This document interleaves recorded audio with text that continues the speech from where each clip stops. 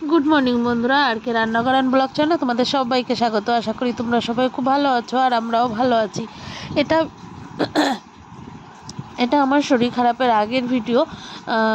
আমার এখনও গলাটা কিন্তু ঠিক হয়নি, ভয়েসটা ঠিকভাবে দিতে পারছি না, খুব জোরে কথাও বলতে পারছি না। তবে যে মানে অসুবিধা এখনও হচ্ছে না, অনেকটাই ভালো আছে আমার গলা। যাই হোক বন্ধুরা, ভিডিওটা স্কিপ করো না, তোমরা দেখো, আশা করি তোমাদের সবার খুব ভালো লাগবে। আর এই যে দেখো, সকালবেলা একটু মানে এর আগের দিন রাত্রে একটুখানি মোটামুটি মানে অল্প হালকা পাতলা একটু ঝড় বৃষ্টি হয়েছে, ব্যাস। ওই সামান্য ঝড় বৃষ্টিতে আমার কত কাজ বাড়িয়ে দিয়েছে, তাই তোমরা দেখে নাও। চারিদিকে যত পাতা সব কেমন যেন আমার বাড়িতে এসে হাজির হয়েছে। এই যে সমস্ত দিকে রাস্তার যত মানে রাস্তার পাতা আছে সব কেমন যেন আমাদের বাড়িতে এসে ঢুকেছে। আর এই পাতাগুলো সব এদিকে এই আচারের ড্রামগুলো ছিল আমাদের, সে তার ভেতরও সব কোনায় কোনায় সব এক জায়গায় ঢুকেছে। যাই হোক, আমি সব এক জায়গা থেকে টেনে টুনে নিয়ে আসলাম। আনার পরে এই পাশে দেখো, ওই ঠাম্মাদের গাছ কেটেছে, সেই গাছের ছোট ছোট মানে ডালগুলো পাতা সমেত আমাদের উঠোনের পাশ দিয়েই ছিল। আমিও যাই হোক টেনে টুনে ওপাশে সরিয়ে দিয়ে এসেছি। ওই পাতাগুলোকে এখন ওরা কি করবে জানি না সঠিক। যাই হোক, জ্বালানি হবে, রান্না করতে পারবে, সেটা আমি সেদিনকে বলছিলাম যে এই কাঠগুলো দিয়ে কিন্তু রান্না করতে পারবা। আর এদিকে সব তোমার ওই সাইডটা পুরো ঝাড় দেওয়া হয়ে গেছে, আর ওই সাইডে বাবা কাজ করছে, ওই দিকটা আমি ক্যামেরা করতেও পারছি না। যাই হোক, এই সামনের দিকটা থেকেই আমি তোমাদের একটু ক্যামেরা করে দেখালাম। আর এই যে অনেক পাতা হয়েছিল, সব পাতাগুলো কিন্তু আমি এখন আগুন ধরে দেবো, কারণ এই পাতায় যদি থেকে যায় না, আবার যদি রাত্রে যখন, এখন তো গরমকাল, ঝড় বৃষ্টি যখন তখনই আসে, আর আসলেই পুরো পাতাগুলো চারিদিকে উঠোনের মধ্যে আবার চলে আসে, সেই কারণে আমি আগুন ধরে দিয়েছি। আর এই যে তারপর পরই ঘর ঝাড় তো আগেই দিয়ে নিয়েছি, সেটা তোমাদের সঙ্গে শেয়ার করতে পারলাম না। আর একটু ঝড় হওয়াতে বললাম না, চারিদিকের পাতা বালি সবই কিন্তু ঘরের মধ্যে চলে আসে। আর এখন ঘরগুলো এত বালি বালি হয়ে গেছে, তাই আমি ভাবলাম না, ঘরগুলোকে মুছেই ফেলি, কারণ এত বালি বালি ঘর পা দিতে পারছি না, পার মধ্যে কিচকিচ কিচকিচ করছে। আর গাড়িগুলো তো সময় মতন বের করবে না, কারণ ওরা ঘুম থেকে ওঠে সেই 11টা 11:30, ততক্ষণে আমি কি করে বসে থাকি কাজ না করে বলো? তাই ওর মধ্যে থেকে যতটুকু পারি সেইভাবে মুছি। আর ওরা যখন আবার গাড়িটা বের করে, জানো না, বিশ্বাস করবে না, আরও যে কত চাকার নিচে থেকে বালি বের হয় সেটা বলাই বাহুল্য। যাই হোক, আগে যে পরিমাণে বালি হতো ঘরে, ততটা এখনও হয় না গাড়ির চাকায়, কারণ উঠোনটা আমাদের এখন পাকা হওয়াতে না অতটাও বালি হয় না। ওদিকের কাজবাজ সেরে এবার রান্নাঘরে চলে আসলাম। রান্নাঘরে যতটুকু কাজবাজ আছে সেগুলো সব করে নেব। এখন এই যে এই পাশে টেবিলটার উপরে সব কিছু ছড়ানো রয়েছে, সবই গুছালাম। আর আমার শরীর খারাপ হওয়ার আগে কিন্তু আমার বোনের শরীর খারাপ হয়েছে, ওরও 2-3 দিন খুব জ্বর ছিল, ওরও শরীরটা খুব খারাপ ছিল। ওই কারণে এই সাইডটা কিন্তু আমি খুব একটা পরিষ্কার করি না, ওই করে। আর ওর যেহেতু শরীরটা খারাপ, ওই কারণে ভাবলাম যে না, ও অসুস্থ মানুষ, থাক, ওকে আর অতটা বিরক্ত করব না, আমি যতটুকু পারি ততটুকু আমি এই সাইডটা করে দিই।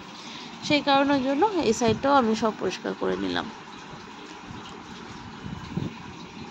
আর এই ঘরটাও বালি বালি হয়েছে, তোমাদের তো বললাম সব ঘর বালি বালি হয়েছে।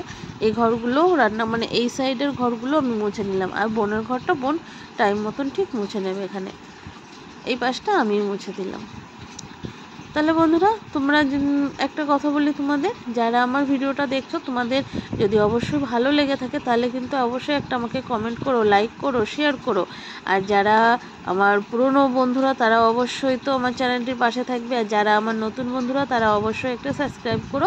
এই ছোট্ট ফ্যামিলির এই দিদিটাকে তোমরা সবাই একটু সাপোর্ট করো, কারণ তোমাদের সাপোর্টটাই কিন্তু বড়, সব থেকে বড় পাওনা তোমাদের সাপোর্টটা। তোমাদের সাপোর্ট না পেলে কিন্তু আমি আমার লক্ষ্যে পৌঁছাতে পারবো না। আর এই দেখো চারিদিকে এতগুলো বিড়াল, মানে কি বলবো, এদের হাতে কবে যেন একটা কামড় খাবো, এটাই আমি বসে বসে ভাবছি, কারণ বছরে 2-3 বার আমি হসপিটালে যাই এই বিড়ালের আঁচড় আর নতুবা কামড় এই এসের জন্যই। আর এই যে আমার সমস্ত কাজ বাজ সেরে নিয়েছি, দেখো কলতলা টলা দিয়ে এপাশে সিঁড়ি টিড়ি সব ধুয়ে পরিষ্কার, ঘর বাড়ি পুরো পরিপাটি করে পরিষ্কার করে নিয়েছি।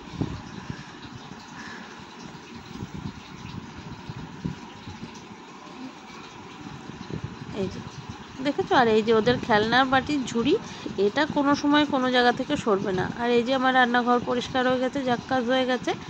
আর আমার মিক্সচার মেশিনটা তোমাদের দেখে মনে হচ্ছে কী অবস্থা, আসলে মিক্সচার মেশিনটা আমার অনেক বহু বছর পুরনো, 10 বছরও বেশি বয়স হয়ে গেছে মিক্সচার মেশিনটা। ওই কারণে সাদা কালারটা আর নেই, হলুদ হলুদ হয়ে এসছে। আর তারপরে চলে আসলাম ঘরে, দেখো বিছনা তুলতে। আর এই বিছনাটা এখন বিছনার চাদরটা ভাবছিলাম পাল্টাবো, তা ভাবলাম আজকে আর পাল্টাবো না, কালকে পাল্টে দেবো। আর বালিশের কভারগুলো আমাকে পাল্টাতে হবে, নতুন কিছু কিনতে হবে। আর এই যে তোমার দাদাভাই বাজার থেকে চলে আসলো, এখন উনি হাত উঁচু করে গেঞ্জিটা খুলতে পারছে না, আমাকে বলছে ঘামে আটকে গেছে, তুমি একটু টেনে খুলে দাও। আর তারপরে এই যে গাছের থেকে টাটকা টাটকা একটা চাল কুমড়ো তোমার দাদা তুলে দিল, সরি তোমার না, তোমাদের দাদাভাই তুলে দিল, বললো এটা দিয়ে আজকে তরকারি রান্না করবে। আর এই যে আমি এখন তো সবজি কাটতে বসে গেছি, এখন তো সব রান্না বান্না শুরু করতে হবে।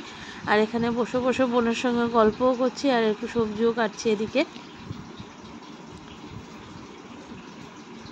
আসলে কি জানো তো বন্ধুরা, তোমাদেরকে একটা কথা বলি, তোমরা যে যত মানে লাইক করবে, কমেন্ট করবে, শেয়ার করবে, যারা একটু মানে এখনও কি বলবো সদস্য কম যাদের ফ্যামিলিতে, সেই সমস্ত মানুষের একটু যদি পাশে থাকো, সবাই সবার পাশে, আমি জানি সবাই কিন্তু সফলতা পাবে। যারা বড় হয়ে গেছে ইউটিউবার, যারা সফলতা অনেক বেশি পেয়ে গেছে, তাদেরকেও অনেকটা ট্রাগল করতে হয়েছে। আর জানি আমাদেরও অনেকটা কষ্ট করতে হবে, আমাদেরও সময় দিতে হবে। তবে একটু যদি সবাই সবার পাশে থাকি না, তাহলে সেই সময়টা হয়তো খুব তাড়াতাড়ি আসে। আর তারপরে তো দুপুরে খাওয়া দাওয়া সেরে কমপ্লিট করে একটু শুয়েছিলাম। তারপর শুয়ে থেকে মেয়েকে ঘুম পাড়ালাম, মেয়েকে আবার ঘুম থেকে তুললাম, পড়া আছে বিকেলে। আর এই যে আমি এখন তো ঠাকুর ঘরে চলে আসলাম সন্ধ্যা দিতে, কারণ সন্ধ্যাটা দিয়েই আমি মেয়েকে এখন পড়ার ওখান থেকে আনতে যাব, ওকে পড়তে পাঠিয়েছি। আর কিছুদিন হলো ভীষণ বিরক্ত করছে, পড়তেই যাবে না, মানে শুধু কান্না করে, গিয়েই কান্না করে, আমি পড়বো না পড়বো না। তোমরা আমাকে কেউ একটা টিপস দেবে গো, যে কি করে এই দুষ্টু বাচ্চা যে পড়তেই চায় না, সেই সমস্ত বাচ্চাকে কিভাবে পড়াশোনার প্রতি আগ্রহ করব। এত চঞ্চল, তোমাদেরকে বলার মানে ভাষা নেই। আজ যদি আমার একটা সুন্দর ভালো ক্যামেরা মানে ফোন ধরে দেওয়ার মতন কেউ যদি থাকতো না, তাহলে আমি তোমাদেরকে দেখাতাম যে ও কতটা দুষ্ট আর কতটা বিরক্ত করে।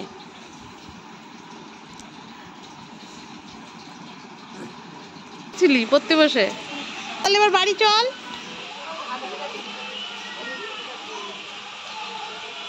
কয়দিন ছুটি দিবি?